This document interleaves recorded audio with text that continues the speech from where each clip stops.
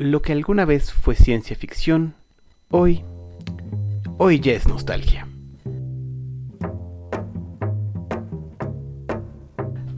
Acompáñanos a conocer nuestra historia a un cuarto de siglo.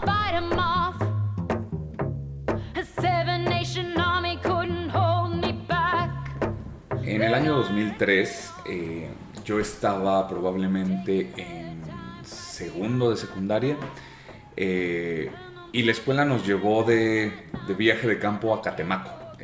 La idea era conocer una comunidad autosustentable, involucrarnos con una forma de vida que pues, no nos quedaba muy a la mano, ¿no? Un poco abrir horizontes. Dio la casualidad que mientras estábamos en una comunidad profunda de Catemaco, en una tiendita, de pronto mucha gente se empezó a congregar en la tiendita alrededor de una tele y pues todos fuimos a dar ahí. Y en la tele estaban anunciando que acababa de iniciar la guerra en Irak. Y bueno, como un niño de 14 años, con tendencias fatalistas además, yo dije, se acabó el mundo, listo, se acabó el mundo, o sea, voy a regresar a la Ciudad de México y ya no va a haber absolutamente nada. No pasó, ¿no? Afortunadamente la guerra se quedó concentrada, pero yo recuerdo mucho ese año porque tuve la sensación de que el fin del mundo me iba a alcanzar en Catemaco, Veracruz. Sí, no, porque además yo recuerdo esos viajes que hacíamos en la secundaria, ¿no? Y realmente, pues en ese momento estabas totalmente desconectado del mundo, ¿no? Era una comunidad, o sea, creo que tú y yo hicimos ese mismo viaje, no sé si estábamos juntos, pero... No, probablemente lo hicimos el mismo año, pero separados. Exactamente, ¿no? Era una comunidad realmente chiquita, totalmente descomunicada de todo, ¿no? Sí, o sea, sí. ¿no? O sea, las casas tenían celdas solares para poder prender un foco en las noches, sí. ¿no? O sea, un solo foco, ¿no? Estufas de leña. Exacto, ¿no? Entonces, realmente todo te llegaba, o sea, tal vez no estábamos tan conectados con el mundo como ahora, pero la relación Ciudad de México-Catemaco era un mundo de diferencia, ¿no? Sí, completamente. Y con el miedo de una guerra. Sí, claro, ¿no? Grande. Y que también cuando es la primera verdadera guerra que te toca en tu realización personal. Sí. ¿No? Es otro mundo, ¿no? Te pega mucho en esa etapa de tu vida. Pues bueno, ¿qué tal? Muy buenos días, tardes, a la hora en la que nos estén escuchando. Yo soy Daniel Varela. Yo soy Ulises de la Rosa. Y esto es Un Cuarto de Siglo, el programa donde vamos año con año recordando lo que ha sido el siglo XXI y cómo nos afectó mientras crecíamos. Desde muchachos de secundaria hasta adultos treintañeros amargados. Eso es. ¿Qué año nos toca hoy? Hoy, como ya mencionaste, hoy nos toca el año 2003. Año que, como dijiste en esta pequeña nota, fue marcado por la guerra en Irak, ¿no? La invasión americana estadounidense a Irak por parte iniciada por su presidente George Bush. Pero es un año de muchas transiciones, es un año en el que muchas cosas están cambiando. Ya habíamos hablado de cómo la internet empezaba a ser un factor de juego, ¿no?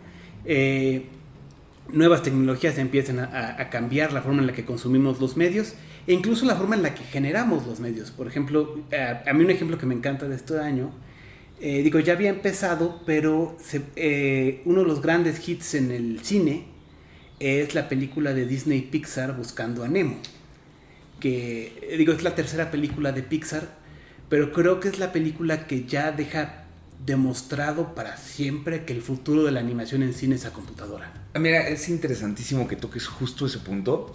Hace poco leía, era una opinión, es decir, lo que estoy por contarte no tiene un fundamento, ¿no? Ok, claro. Pero una persona en un foro hablaba sobre que la percepción de evolución en la animación nos parecía muy natural, ¿no? Pasar de los lápices a lo digital, pero que en realidad la decisión de volcar toda la animación a digital había tenido que ver con que en el momento en el que estalla en estos estudios donde se trabaja digitalmente, esos trabajadores no están sindicalizados. Entonces no se claro. abandona la animación tradicional por un tema de costos ni de tiempos, porque en realidad en ese momento, no sé ahora, pero en ese momento seguía siendo muchísimo trabajo y no era para nada barato en ejecución, Claro. pero lo que era barato era el trabajador. El que no tenían prestaciones laborales porque no estaban sindicalizados, ¿no? Porque no eras un animador, eras un programador. Exactamente. Eres un artista, pero como de otro tipo. Sí, no lo sé. Supongo que eventualmente se terminan sindicalizando. Pero... Sí, claro, pero o sea, la versión oficial que dan los estudios es que es más fácil enseñarle a alguien a usar una computadora que enseñarle a alguien a dibujar. Dudoso, ¿no? Sí, exactamente. Yo también creo que es dudoso, ¿no? Entiendo la idea de, por lo menos es más fácil mantener una uniformidad en estilo, que es de las cosas más difíciles de la animación a mano, es que todos los que están animando tienen que hacer que el monito se vea igual. Sí, bueno, no lo sé, ¿no? Pensando en ejemplos anteriores a esta época, 101 Dálmatas, por ejemplo, tiene como característica que los trazos se ven en la animación, y esto es adrede, es una forma como de... una forma estética de aligerar la carga de trabajo. Pero bueno, no sé, al final terminamos pues, viendo todo en digital. Me causa gracia que estemos... se acaba de estrenar la versión live action del libro de Stitch. Estoy haciendo comillas para nuestros... Sí, porque ¿escuchas? El live action, cuando el Stitch es un producto... Sí, cuando el 90% de lo que está en la pantalla es digital, no sé si cuenta como live action. Sí, exactamente, ¿no? Digo, hubieran tenido el maldito valor de poner un Muppet.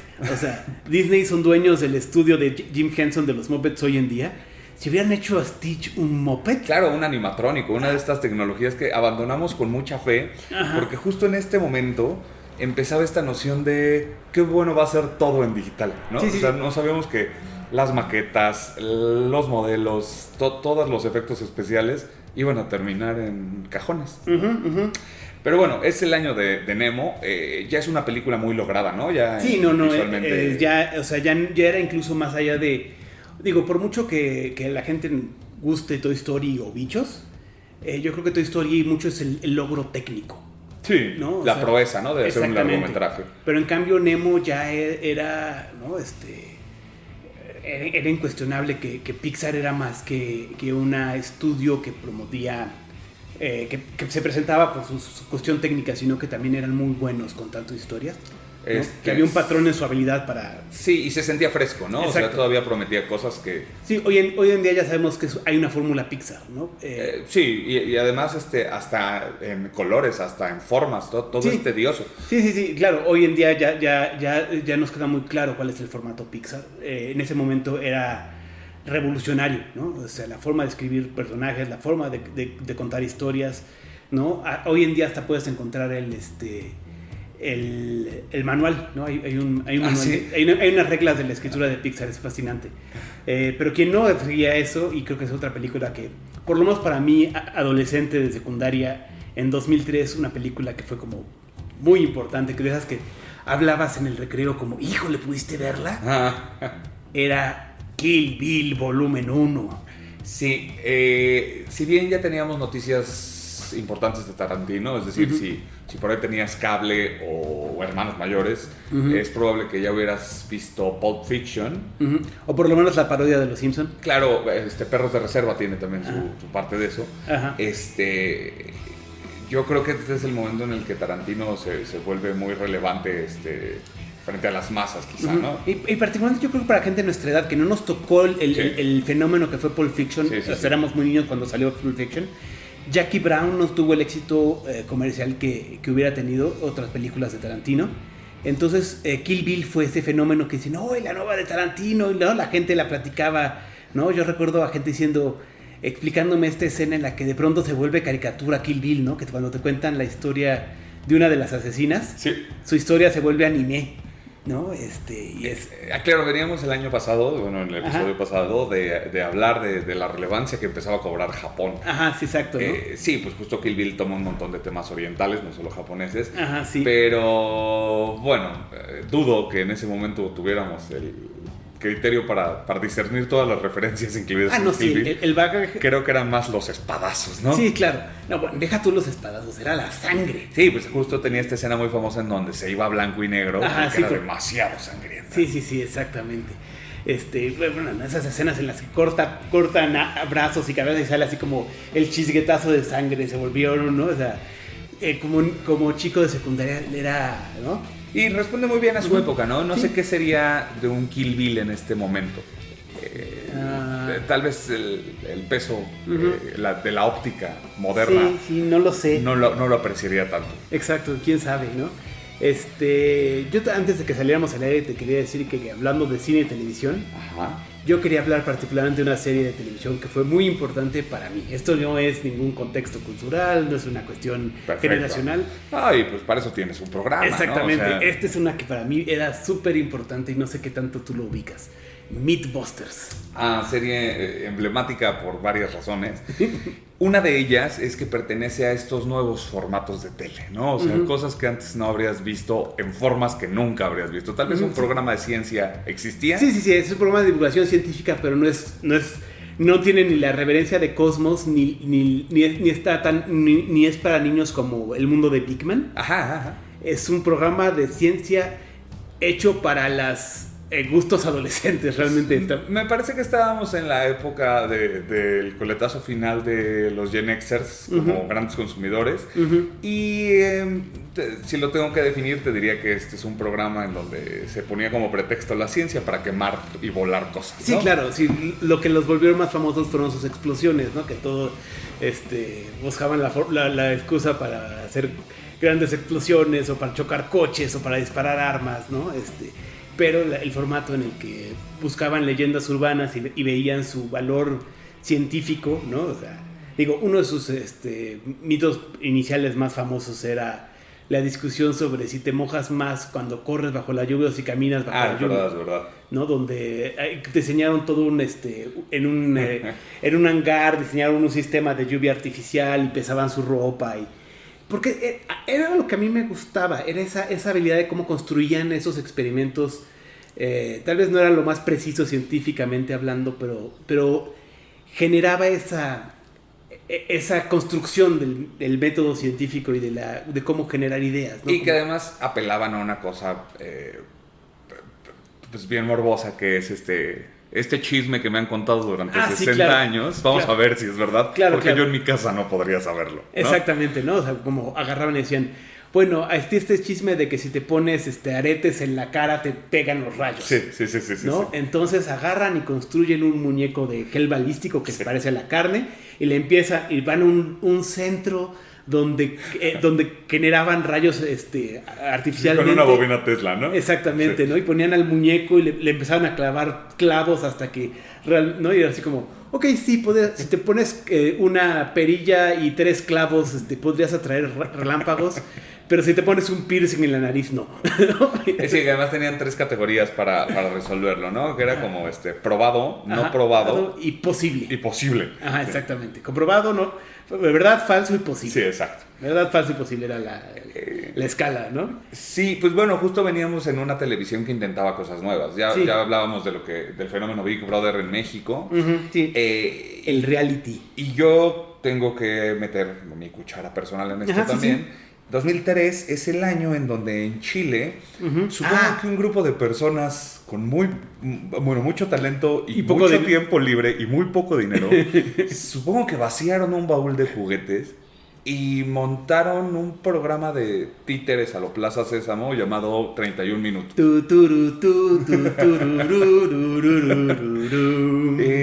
Es increíble el alcance que tuvo 31 Minutos. No, tremendo. O sea, si piensas que las primeras temporadas estaban hechas tal vez con el mismo presupuesto que este podcast. Y eso sin incluir lo que gastas en transporte para llegar aquí. Claro. Todo estaba hecho a mano, eran títeres, pues sin ninguna particularidad. Justo mencionabas a Jim Henson, no tenías los monos de Plaza Sésamo y sin embargo se terminaron volviendo icónicos, sacando discos y creo que además fomentando una versión de programa infantil con un cinismo que iba a hacer falta en los años venideros, ¿no? Sí, claro, no. todos los, hasta la fecha actual, o sea, yo aún me encuentro en Reels en Instagram, ¿no? A gente hablando de, ay, ¿cómo se llama? El rojo, el títere de la nota verde. Sí, Juan Carlos Bodoque. Juan Carlos Bodoque, exactamente, ese se volvió icónico. Luego me he encontrado así como en tianguis, había un segmento que era un superhéroe, que era calcetín con Rombosman, que era el calcetín con nomás le ponían unos gogles. Y he encontrado en tianguis, en tiendas de juguetes, el maldito calcetín con unos gogles pegados. Sí. ¿No? Que además, pues bueno, al ser esencialmente cualquier cosa de una casa, yo me acuerdo que hubo un momento en donde todo el mundo traía cosas de 31 minutos hechas por ellos mismos en los conciertos. En los conciertos de ska la gente traía monitos. Ajá, sí, que era muy común en el ska, ¿no? El llevar peluches. Sí, digo, algún día tal vez con más calma entremos a qué significa elmo para los escatos, pero sí. Exactamente, ¿no? Pero de pronto empezó a ser Juan Carlos Bodoque o Marco Tulio, ¿no? Ajá. El asunto es justo estábamos en una tele que intentaba cosas nuevas, sí. ¿No? Bueno, y de 31 minutos, la otra cosa que a mí me parece interesante, y para contestar a lo siguiente, es que el equipo de 31 minutos contaba con un miembro de una banda de rock chileno. No me extraña nada. Sí, creo que era Chancho en Piedra o alguna banda así, relativamente no medio conocida, pero no muy exitosa, chilena. Y él era el que hacía toda la música, que fue muy icónica, la música de 31 minutos. Sacaron discos, hicieron giras. Yo, de hecho, los vi en un Vive Latino tocando. Sí. Bueno, encontraba la música nuevos espacios, la gente buscaba nuevas formas de entretenimiento, y en esta vorágine, en un internet todavía salvajado, pero ya más... Sí, o sea, estábamos hablando de cómo se venía el internet y cómo se venía el internet. Todavía no teníamos claras muchas cosas, pero en 2003 damos uno de los grandes pasos hacia el internet del siglo XXI. Que es MySpace, ¿no? MySpace, la primera verdadera red social. Bueno, ya había otras cosas, pero... Yo creo que es debatible, o sea, yo creo que habría que rastrear muy bien qué exactamente significa red social y a dónde empieza, pero sí, MySpace estaba muy lograda. Exactamente, sí, o sea, seguramente si haces historiografía del internet, puedes encontrar varios proyectos anteriores, pero MySpace fue el primero que realmente llegó a la gente, ¿no? Que tenía un sistema operacional fácil, comprensivo para la persona promedio. El usuario promedio. El usuario promedio no era una cosa que tenías si tú eras un programador o que trabajas, ¿no? Era realmente algo más universal. ¿Tuviste MySpace? Ay, creo que... La verdad creo que no, yo me metía, o sea, yo llegué al punto en el que más bien me metía al MySpace de famosos. Sí, justo esa era la gracia, ¿no? Que puedes encontrar a gente popular en MySpace. Exactamente, pero yo no saqué MySpace, pero sabía que para saber de bandas o de artistas o no sé qué, podías buscar su MySpace. Que justo generó un fenómeno curioso, porque mucha gente, yo tampoco tuve un MySpace, tal vez uno ahí que dejé, ¿no? Ajá. O sea, que nunca fuiste amigo de Tom. No, ¿tú crees? Sí. No, creo que éramos todavía jóvenes, ¿no? Ajá.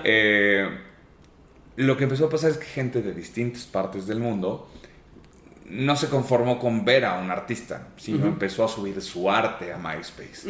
Y entonces empezó un fenómeno que terminaría, yo creo que conduciendo el camino de la música de los siguientes 15 años, tal vez más, de gente que subía su música a MySpace y que otra gente lo encontraba, y de pronto tenías a gente como los Arctic Monkeys, que creo que no son de ese año, pero... Bueno, no sacan disco ese año, pero ya estaban existiendo. No, claro, quiero decir, su fama no sé si es exactamente de ese año, pero los Arctic Monkeys se vuelven famosos en MySpace, ¿no? O sea, unos muchachitos ingleses suben sus videos y sus canciones a MySpace, y ahí los encuentra gente sin apoyo de una discográfica, sin grandes presupuestos, Sí, ya se empieza a construir una nueva versión del underground, ¿no? Sí. O sea, antes el underground era esta banda que gira el circuito de su ciudad o la zona, ¿no? O sea, ¿no? O sea, digamos, tú eres una banda de Detroit, entonces vas por toda la zona de los Estados Unidos de los lagos, y eventualmente alguien va a ponerte en una revista, pero puedes ser desconocido totalmente en México, por decir algo, ¿no? Sí, claro. Incluso en otras partes cercanas de Estados Unidos. Exactamente, ¿no? En Nueva York no saben quién eres, ¿no? Pero entonces con MySpace empieza a darse esta onda de que tienes una banda en México y te escucha un cuate en Francia, ¿no? Sí. nace, supongo, que es el germen de lo que ahora conocemos como el indie. Exactamente, ¿no? Es el estallido del indie rock. O sea, que ya existían bandas independientes. Digo, si quieres ser pedante, y yo siempre quiero ser pedante, puedes decir que la primera banda realmente independiente fueron los Beatles cuando crearon Apple Corps, ¿no? Y empezaron a sacar sus discos bajo su propio sello discográfico. Supongo que lo alegable es el tamaño de los presupuestos, ¿no? Claro, claro. Pero bueno, ¿no? Pero eventualmente la idea de no estar conectados a las disqueras, ¿no? Por ejemplo, ese año, 2003, una banda que trabajaba bajo una disquera que habían creado ellos llamada Three Man Records, creo que era Three Man Records, pero bueno, ahorita no es muy importante, pero tenía puros sistemas de distribución no conectados a las disqueras. Que eso es probablemente la parte más difícil del indie, ¿no? Exactamente. Empieza a estallar al punto que las disqueras tienen que comprarles los derechos de su disco como ellos lo querían para poder distribuirlo, porque era muy gran negocio. Y esa banda fueron los White Stripes. La banda de Jack White y Meg White, que durante mucho tiempo no supimos si eran hermanos, esposos, un clon uno del otro. Sí, como el reencuentro entre una pareja o un terrible acto de incesto, no lo sabemos. Sí. Aparecen con el Elephant, ¿no? Exactamente, ¿no? O sea, ellos ya llevan haciendo ruido a la antigüita desde los 90s en el underground. Pero en 2003 despegan con este disco que fue tremendo. Viene ahí Seven Nation Army, de Hardest Bottom to Bottom.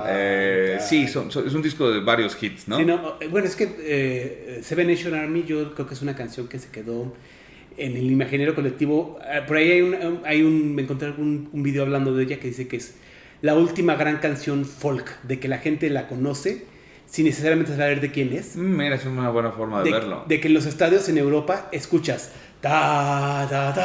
Sí, de hecho acaba de ser la final de Champions League y esto sucedió con un sujeto con un violín y el estadio coreando. Y es raro, ¿no? O sea, no sé si a Jack White le pagan por esto. Yo creo que no.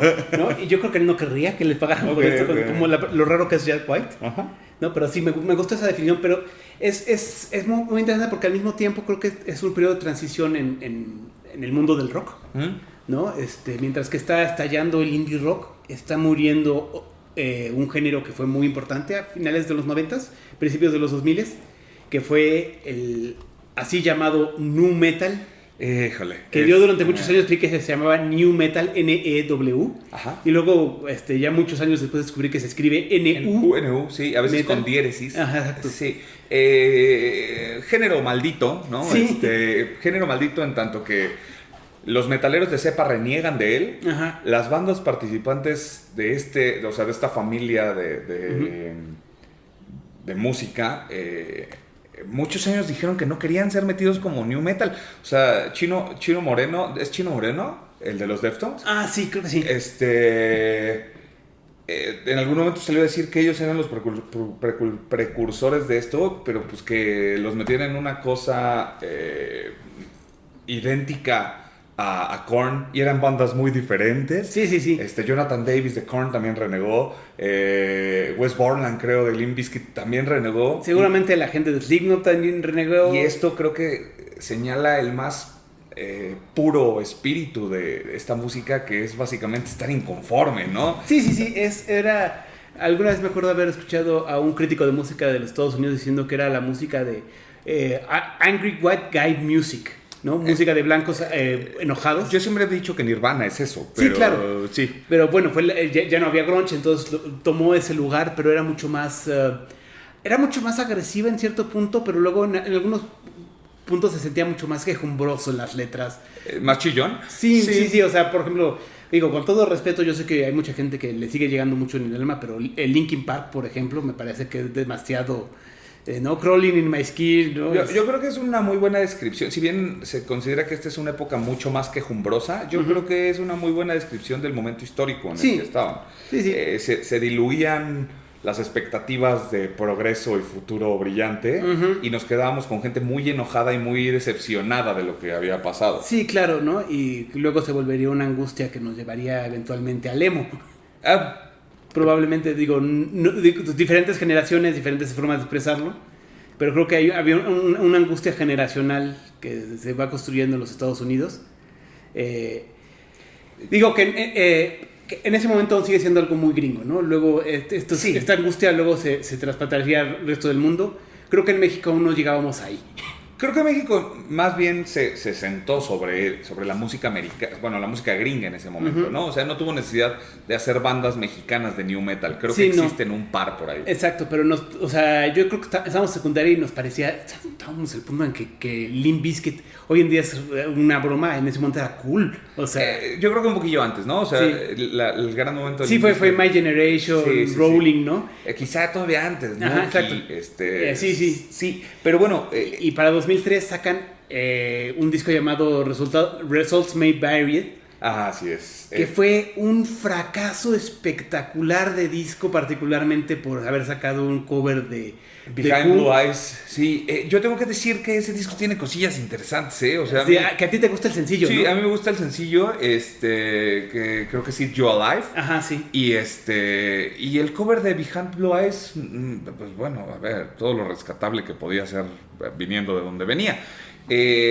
Creo que más bien es un momento en donde ya queda la gente rebasada se cansó. de esto, ¿no? Exactamente. Fue el momento del crash del new metal, como por lo menos como una fuerza mainstream. Y que además estas bandas no hacen, por ejemplo, lo que muchas bandas punk en su momento sí supieron hacer, que fue cambiar, ¿no? Buscar otros sonidos, buscar otras formas. Estas bandas, si tú buscas los últimos discos de Limp Bizkit, siguen sonando a los primeros discos de Limp Bizkit, ¿no? Bueno, también el problema con este disco de Limp Bizkit es que el mejor miembro de la banda, el guitarrista, Wes Borland, no estaba en la banda. Se va.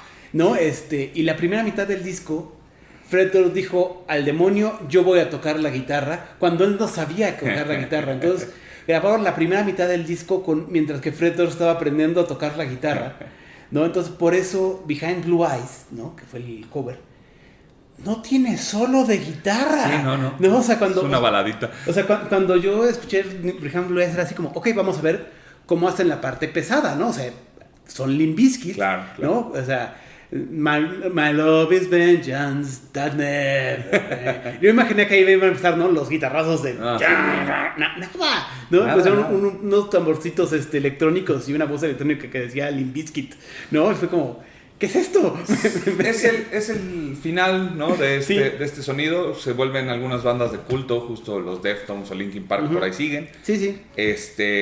Pero se acaba ese momento de ira, creo. Sí, exactamente. La frustración generacional se expresaría de otras formas, ¿no? Como decía, aquí en México estábamos menos deprimidos. O no lo sabíamos. O no lo sabíamos, ¿no? O sea, las dos bandas de rock que más hacen ruido en ese año creo que son Café Tacuba, que saca su disco Cuatro Caminos, que es un disco que ahora hasta el propio Café Tacuba medio ha renegado ese disco porque rompían un poco con su sonido más folclórico rockero. Venían de un fracaso duro, sí, ¿no? Sí, o sea, habían tenido en 99 fracaso, o sea, habían sacado el disco Revés Yo Soy, que fue tan, o sea, es un disco interesante, pero fue tan poco comercial que los corrieron de su disquera, cambiaron de disquera. A la fecha no encuentras ese disco en ningún lado. Exactamente, no está en Spotify, sí. ¿no? Y en 2003 sacan Cuatro Caminos, que es su disco más comercial, probablemente. Pues al menos incluye la que debe de ser su canción más icónica, y mira que tienen varias, pero Eres se vuelve un hit de radio. Sí, se vuelve un hit comercial enorme que atrae un público que no era el público de Café Tacuba. O sea, mi hermana era muy fan de Café Tacuba, yo me vuelvo fan de Café Tacuba en esos años.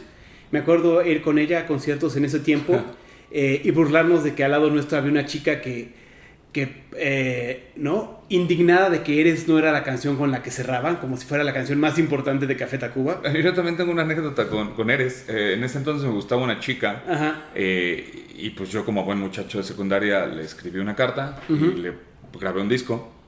Y entonces pues tiempo después hablamos y le dije, ¿te gustó el disco? Y me dijo, me gusta esa canción que se llama Eres, pero me dejó de gustar cuando vi el video.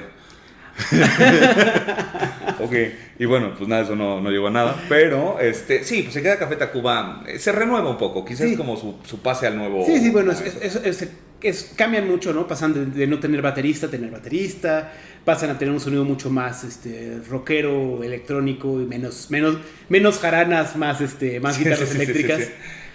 Yo no reprocharía el Cuatro Caminos, en realidad. Sí, no, digo, o sea, yo solo me acuerdo una vez haber escuchado al vocal de Café Tacuba repelar de él, Ok. ¿no? Lo cual a mí se me quedó mucho, ¿no? O sea, porque fue muy directo cuando dijeron algún disco con el que no te sientas conforme, inmediatamente dijo Cuatro Y Caminos. mira que lo que salió después yo creo que es bastante más reprochable, pero bueno, ¿quién soy yo para llevarle la contra a Rubén? Sí, a Rubén sí, su yantra, Juan, Ñu. ¿cómo se llama? Maciosare. ¿Cómo se llama esta semana? Y en ese momento también vimos, yo creo que lo último grande que hizo Molotov. Sí, el Dance and Dance Denso, que tendría su último super hit, que sería Frijolero. Yo creo que hubo un par de hits en ese disco. Sí. Bueno, tuvo Here We Come and es We verdad. Don't Care Que era un mucho. sonido muy pop, Ajá. ¿no? Quizá Molotov es una banda que cada año que pase le irá haciendo menos justicia a su labor social y lo crucificará un poco más como un reproductor de discursos dañinos a la sociedad. Ajá, pero por ejemplo, ese año sacan una canción que a mí me parece muy valiosa a nivel, o sea, más que Frijolero fue el hit, pero a mí me gustó más Hit Me. Que se supone que era la segunda parte de Give Me the Power. Exactamente, justamente tenía ese espíritu. No, tiene un par de frases muy buenas, o sea, Sí. México solidario acabó a los tiranos sin la necesidad de lavarnos las manos. De ensuciarnos. De ensuciarnos las manos, ¿verdad? De ensuciarnos las manos. ¿No? Capturando ese momento de ilusión, de frustración, justo de ilusión, ¿no? O sea, justo estábamos en este punto en donde todavía creíamos que la transición del poder a Vicente Fox nos iba a representar Exacto. algo grande y el logro de haberlo hecho a través de las elecciones parecía... Exacto, ¿no? No pedir resultado inmediato después de un legado de 75 años. Esa es otra letra de la canción. Sí. Nada, pues yo sospecho que todavía tenía algo de vigencia lo que podía ser Molotov, o sea, todavía se mostró vigente, quiero decir. Cojeaba todavía de su humor medio de señor, sí. pero bueno, sí. Fue lo suficientemente importante como para colarse con Frijolero, que además tenía un video muy chido. Sí, la animación de ese video era excelente. A los medios abiertos, cosa bastante rara. Sí, o sea, era de esas bandas que pues por la pura tamaño de su éxito, las medios tenían que sacarlos. Bueno, de hecho esa es la historia de dónde jugarán las niñas. Sí. O sea, no lo querían vender y el disco sus hits fueron tan exitosos que lo tuvieron que aceptar. Exactamente, ¿no? Sí. Y entonces pues ya tenías que, ¿no? Escuchar, yo ya estoy hasta la madre de que me pongan sombrero, ¿no? Por eso que te digo, no me llames Frijolero, ¿no? Sí, yo justo, en una situación un poco extraña, la primera vez que vi ese video, lo vi en un canal que recién se lanzaba a la televisión, que fue Canal 40. Ah, ok, sí, que tuvo un año trágico en 2003, ¿no? Esa es otra cosa que tenemos en la lista de... Canal 40 es un canal que nace en 1995 por un intento de hacer un tercer canal, ¿no? Después de que TV Azteca aparece en 94. Compra Imevisión, me parece. Exacto, ¿no? Exacto. TV Azteca compra Imevisión. Canal 40 se genera a través de un nuevo tipo de señal electromagnética para poder transmitir en la televisión abierta en ultra alta frecuencia, se llamaba. Ok. Y solo se transmitía abierto en el Valle de México y se transmitía por cable al resto de la República, ¿no? En sistemas de paga. Pero era un canal que siempre su inicio fue muy heroico porque para ser diferentes tocaron temas muy pesados.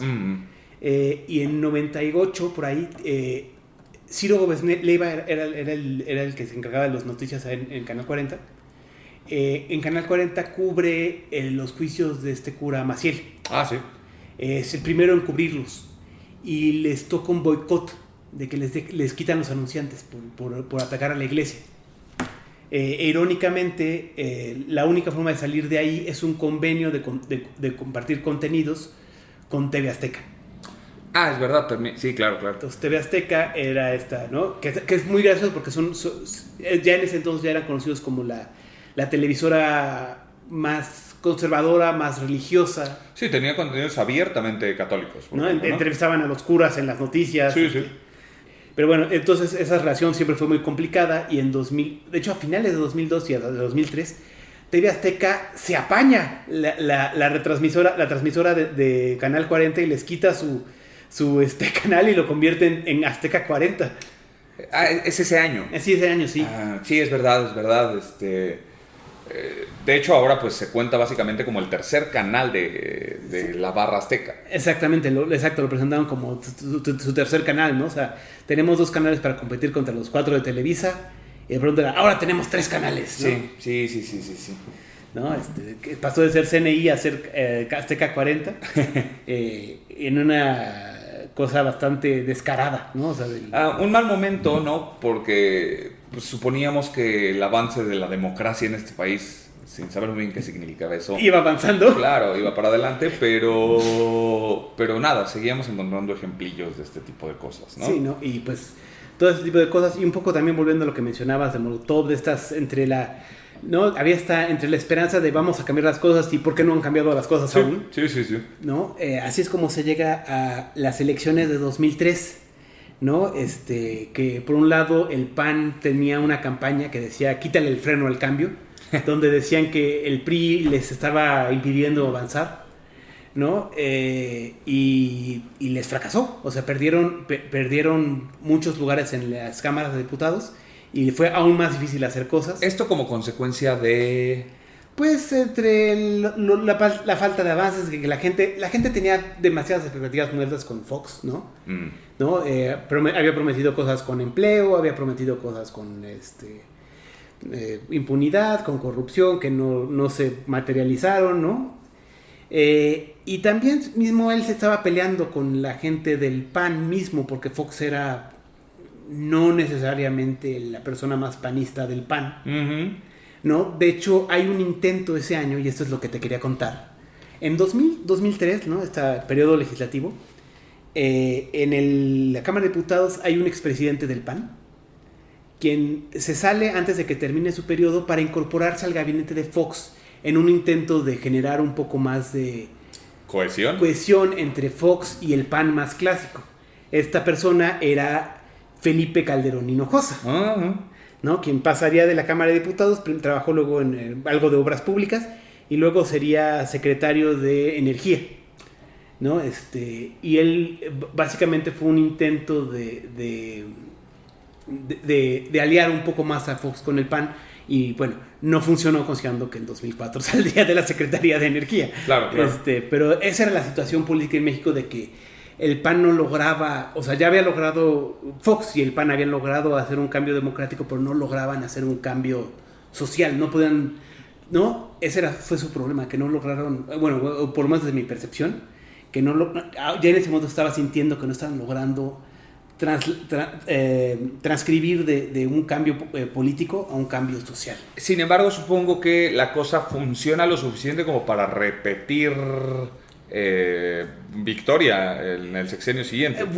Vamos a hablar de eso, particularmente el próximo año, que empiece a figurar más la figura de un Andrés Manuel López Obrador. Claro. Creo que Felipe Calderón llegaría a la presidencia de México por unas situaciones muy particulares.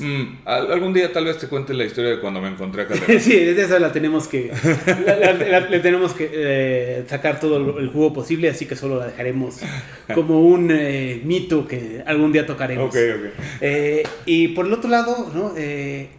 Pues sí, terminamos como empezamos, hablando de lo que está pasando en el mundo, o más bien lo que está pasando en Estados Unidos y en Medio Oriente, ¿no? Sí, pues nos habían afirmado que había un nuevo eje del mal, conformado por Irak, Afganistán...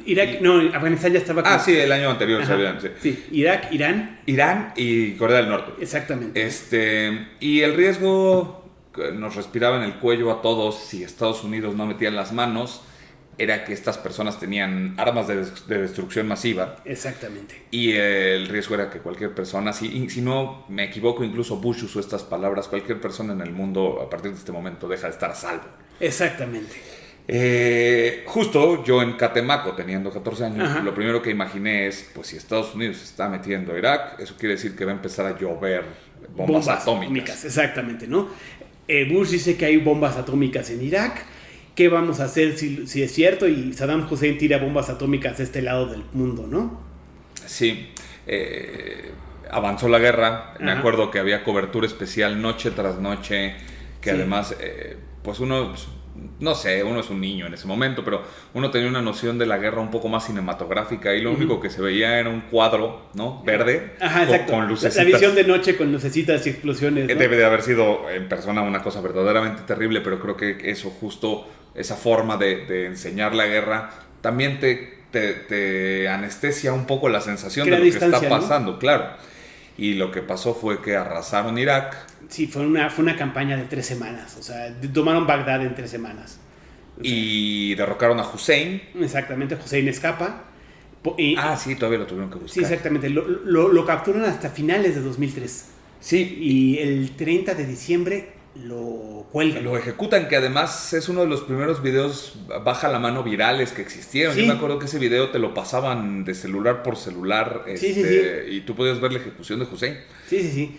Lo cual ahora lo dices y suena... Es horrible. Es terriblemente perturbador, ¿no? Justo el asunto es que ya los celulares tenían la capacidad de compartir cosas, pero nosotros tal vez no teníamos la brújula moral para saber qué cosas no había que compartir. Exactamente. Sí, pero sí, esa imagen de Hussein todo con toda la barba horrible de 3 meses sin rasurarse, sí. ¿no? Con el cuello, ¿no? El nudo en el cuello, ¿no? Y sí. es como, the fuck, ¿no? ¿Qué estoy viendo?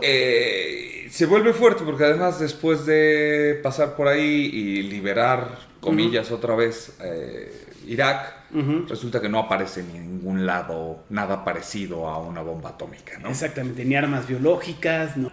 Entonces, a mediados de año, George W. Bush se ha metido a 2 países diferentes, tiene soldados luchando y muriendo en 2 países diferentes.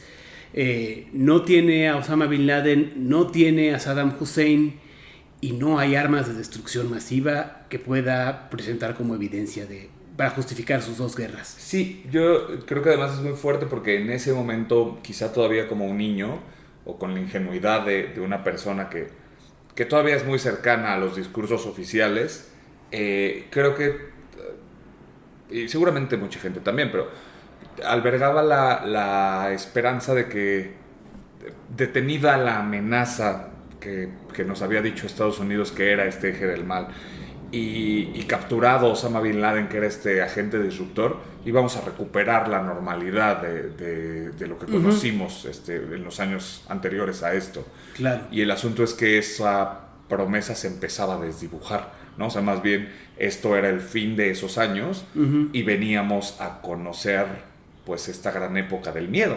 Sí, la guerra contra el terror y pues el hecho es que durante décadas,